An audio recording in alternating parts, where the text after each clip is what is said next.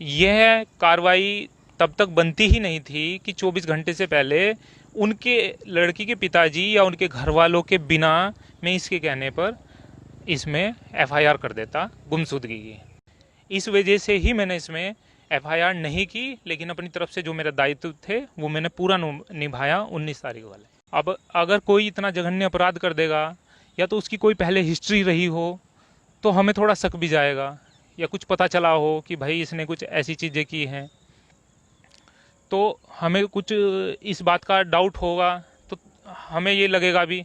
और मेरी इससे बात भी कोई ऐसा नहीं है कि मेरी इससे कोई बात रोज़ इससे बात हो रही, कोई महीने 2 महीने में इसका फ़ोन आ गया, तो बात तो अब कोई भी कर सकता है क्षेत्र का। हेलो एवरीवन, कैसे हैं आप सब लोग? आई होप सभी ठीक होंगे।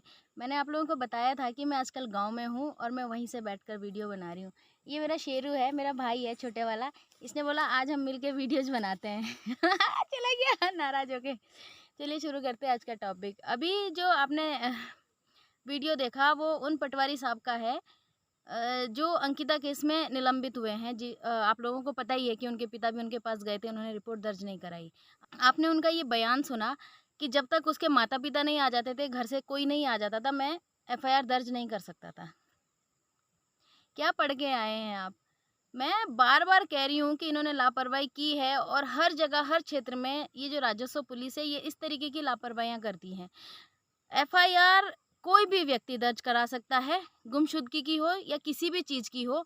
उसमें परिवार का कोई सदस्य, दोस्त या परिचित व्यक्ति जिसे उस घटना के बारे में जानकारी हो, वो व्यक्ति दर्ज करा सकता है। तो ये कहाँ से पढ़ के आए हैं कि एफआईआर सिर्फ घरवाले ही दर्ज कर सकते थे? अगर कोई गुमशुदगी की रिपोर्ट लिखाने के लिए आता है तो उसमें ये बोला जाता है कि 24 घंटे बाद हम एफआईआर दर्ज करेंगे। लेकिन अगर कोई संगीन अपराध हो तो उसमें कार्रवाई तो तुरंत शुरू कर देनी चाहिए। और अंकिता हत्याकांड वाला एक संगीन अपराधी था। लेकिन इन पटवारी साहब ने अभी ये बयान दिया कि मैं इनके माता पिता नहीं आ जाते तो मैं एफआईआर दर्ज नहीं करा सकता था। एफआईआर दर्ज कराने के लिए उसका बॉस पुलकित और उसके साथ शायद कोई और लोग गए थे। वो उसके गार्जियंस एक हिसाब से उस टाइम पे थे क्योंकि वो वहाँ जॉब कर रही थी। अब आते हैं अंकिता के दोस्त पर। सब ने उसको हीरो बना दिया है और ये कह रहे हैं कि ऐसा दोस्त सभी को मिलना चाहिए था। सब ने ये कहा कि इसको सैल्यूट है।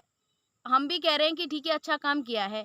लेकिन अभी मैंने कल जो न्यूज़ पढ़ा उसमें ये था कि अंकिता को जॉब दिलाने वाला ओएलएक्स से जिसने वो लिंक भेजा था, वो वही दोस्त था और उसी ने कहा था कि ऐसे किसी रिज़ॉर्ट में आपके लिए जॉब है। पहले तो अगर आप दोस्त थे तो ऐसी जगह उसको भेजना ही नहीं चाहिए था। पहले पता कर लेना चाहिए था कि वो जो रिज़ॉर्ट है वो किस टाइप का है और किस जगह पे है। उसका थोड़ा-सा बैकग्राउंड चेक कर लेते, थोड़ा-सा उसके बारे में जान लेते और पहले जब आपको ये मालूम था कि वो एक एकांत जगह पे है, जहाँ पर लड़कियों का जॉब करना शायद मेरे लिए मुझे लगता है कि सही नहीं था। आपने क्यों भेजा अपनी दोस्त को वहाँ? फिर आपने अपनी दोस्त का नाम अंकिता की बजाय टकाटक के नाम से मोबाइल में सेव कर रखा है। 20 तारीख को उसका लास्ट दिन था, आप ये पुलिस को नहीं बता रहे हैं, आप सारी चीज़ें छुपा रहे हो। और अब टपक कर क्यों आए आप जब सारी चीज़ें ख़त्म हो गई?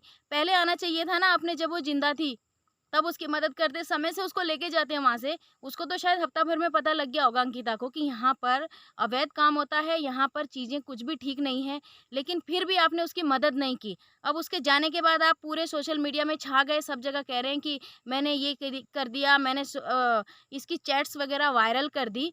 तो पहले ही यार कुछ कर लेते, उसको लेके तो जाते कम से कम वहाँ से।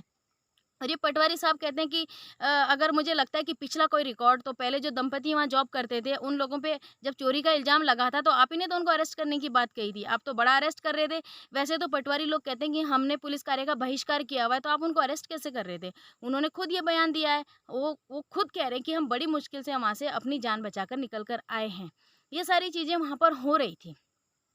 जो राजस्व पुलिस की नाकामी है वो मैं हर बार कहती हूँ। ये लोग गलत एफआईआर दर्ज करते हैं, किसी पर भी 302 का मुकदमा दर्ज कर देते हैं, किसी पे करते ही नहीं है। तो क्या है ये सब? क्यों नहीं करते हो आप लोग काम? या तो फिर आप खेती-बाड़ी जो भी होता है ज़मीन नापने का ही काम कर लो।